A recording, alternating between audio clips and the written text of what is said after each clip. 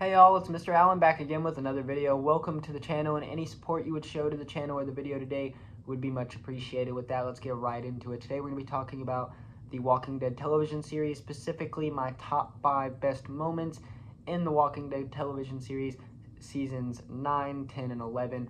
We're doing the very end of the show here. I should already have 2 videos up on the channel of kind of the beginning and middle of the Walking Dead television series, kind of a similar top 5 best moments kind of video.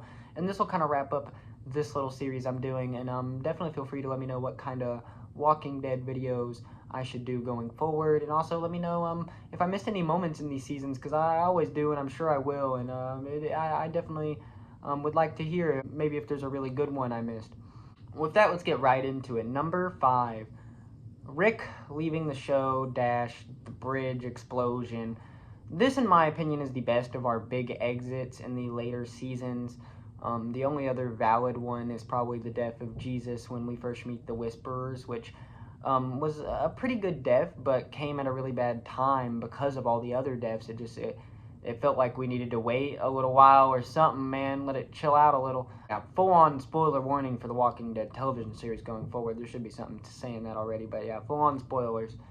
But yeah, the exit of Rick is probably my favorite of them. I just think it was the best done, the most dramatic, most cinematic, most entertaining to watch, especially compared to the Carl death, Sadiq death, to the Jesus death, to the Michonne leaving the show, whatever it is.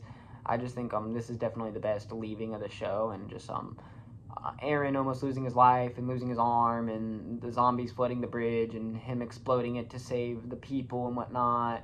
It is quite a awesome moment, and getting to see him barely survive there, and getting a little teaser that we were waiting on for actual years. I do highly recommend that spinoff, where they finally brought Rick back and gave a much better resolution to Rick and Michonne's characters.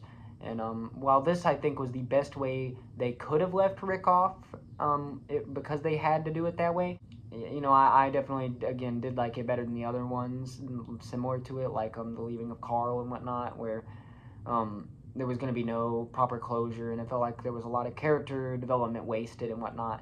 At least with Rick and the better conclusion, it feels like some of that character development was more worth it in the end and whatnot. And I do have a little video on the channel. I'm not sure how good it is, but I do recommend you go check that out. Maybe I think it's pretty alright. And maybe I'll end up doing another video like this or something like that on that mini-series one day or whatnot. Maybe if they do more.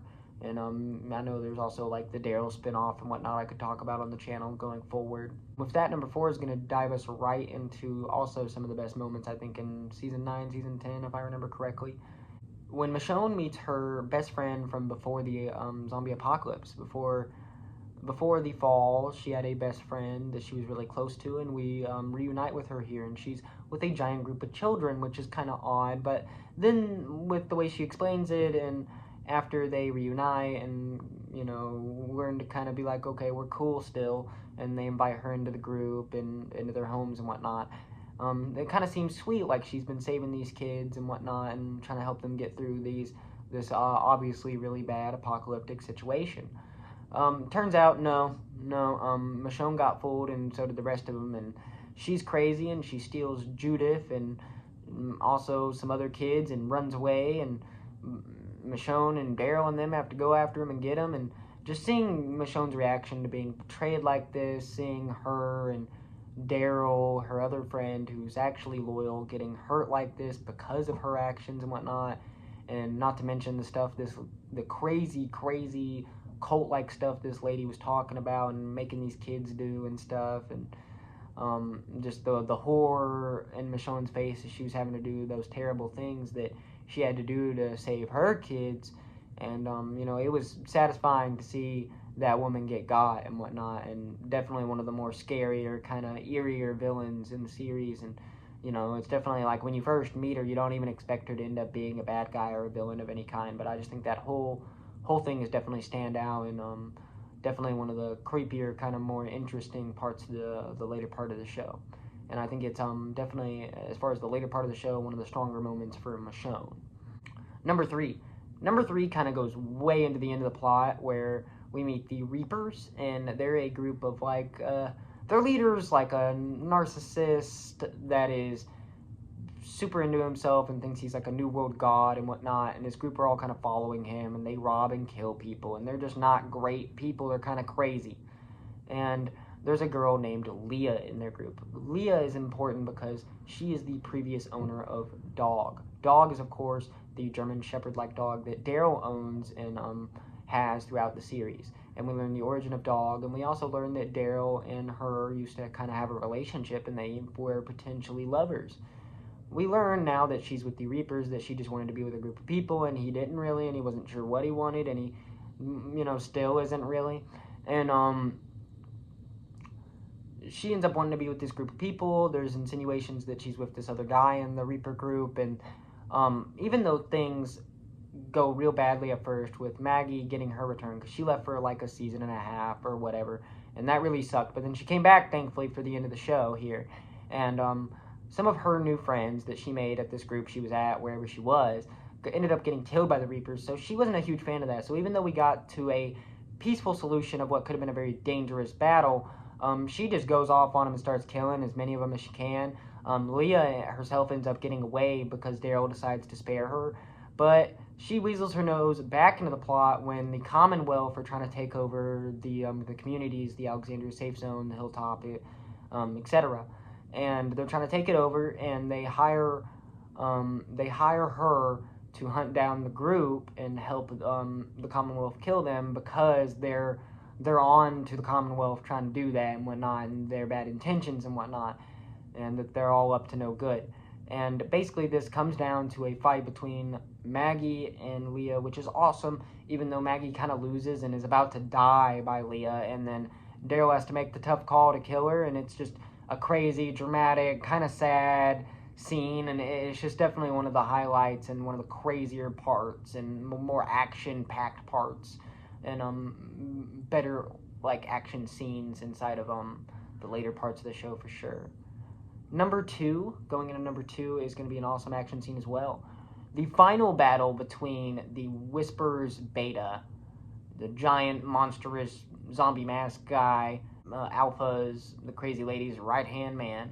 It's just epic fight, awesome fight. Everyone pretty much knew it was going to be, and the choreograph was there, and it was just awesome. It was a great fight, and it lived up to expectations, and like I could almost watch that fight on its own. It's just that good. It's a really good fight, and those whole sequences, seeing that finally get closed out and whatnot, and that big villain getting taken care of, and getting to see Daryl kind of who's having to kind of carry the show get a really big moment when it comes to slaying a bad guy. It's just awesome to see. It's a good moment for him, a good moment for our characters, and a good way to really wrap up mostly what's left of the Whisperers at that point. Going into number one, we are going to be talking about the fall of the Commonwealth. At the very end of the show, and this is kind of what this is, the very end, the wrap-up of the show, the Commonwealth is this big community that thinks that some of the members think they're, running a good community, and to an extent they are, but at the same time they're super cautious and also kind of corrupt in some ways, and they're doing corrupt things that certain members don't know about, and all kinds of little stuff like that.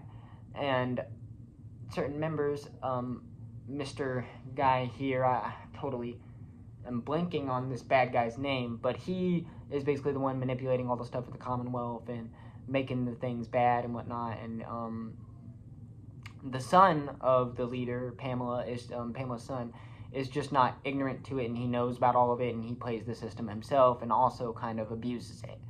And both of them are doing that while Pamela is just ignorant to it, thinking she's running a good community. And this later drives her to want to kill herself, even though they end up letting her live, and she's probably going to be our next Negan sitting in a cell for a while. The son ends up dying after trying to kill Eugene's girlfriend, and he just kind of lets him die by the same way he was trying to kill her, and it was pretty justified in my opinion, but everyone flips out, especially Pamela. And a bunch of walkers get in, and they're struggling to not want to let all the people in the safe zone, which she has like a little safe zone estate area, and they're wanting to just let these people get eaten, and it's ridiculous, and they finally like let them in and whatnot, and that's where the stuff with Pamela happens. And there's some crazy stuff where Pamela like shot Judith during all these events. about she's like distraught about her son being a zombie and being dead now and whatnot, and they're just in a gunfight and it ends up shooting Judith. I don't necessarily know if it was on purpose. She definitely seems semi-regretful later, but Judith almost dies, and Daryl has to like try to save her, give her blood, and she barely lives. And there's some awesome moments where they're both passed out and she saves him, and it's a back and forth, and it's great, and it's a great moment showing those two's relationship, especially because Daryl was one of the main ones having to take care of her when Rick first left, but also especially when Michonne left. He probably had to pick up a lot of the work when it came to taking care of Judith and whatnot, and being someone that they could have around and they could trust and stuff. So it really did show their relationship, and it was all very sweet, and it was just cool to see a nice conclusive ending at the very end as well, where they skip a little bit of time and our members are now in their groups and everyone's going their way where they're going to go. Daryl's heading off to film his spinoff in France. I'm not sure what Carol's doing. She's going to join the spinoff later, stay in the communities for a little while. Ezekiel and our leader of the Commonwealth guy, our Red Soldier guy, they're going to be leading the Commonwealth, I think, and going forward, I think the Hilltop and Alexandria are still around. If I'm correct, I think Oceanside fell. If I'm not correct, I think Commonwealth took out Oceanside. I'm not exactly sure on that. I think those three were the last three standing, though, and I want to say Alexandria and Hilltop stayed standing, but I'm not... It doesn't 100% make it clear. I want to say those two stayed standing, and it was... Commonwealth probably even helped them rebuild it, because it seemed to rebuild, and they seemed nicer now and whatnot, and while maybe not as big and crazy as the Commonwealth looked, definitely better than they were looking during that last season and whatnot, when they were all like in pretty bad off condition.